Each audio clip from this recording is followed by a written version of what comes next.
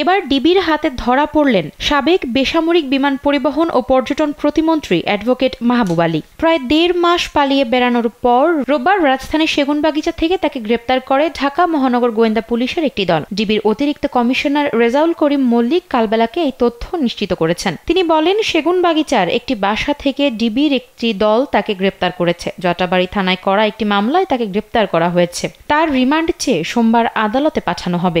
মাহবুব আলী হবিগঞ্জ ৪ আসনে আওয়ামী লীগের টিকিটে ২০১৪ সাল থেকে টানা ২ বারের সংসদ সদস্য ছিলেন। ২০১৯ সালে শেখ হাসিনার চতুর্থ মন্ত্রিসভায় বেসামরিক বিমান পরিবহন ও পর্যটন মন্ত্রণালয়ের প্রতিমন্ত্রী হিসেবে শপথ গ্রহণ করেন। তবে ২০২৪ সালের নির্বাচনে নৌকা নিয়েও স্বতন্ত্র প্রার্থী ব্যারিস্টার সুমনের কাছে হেরে যান তিনি।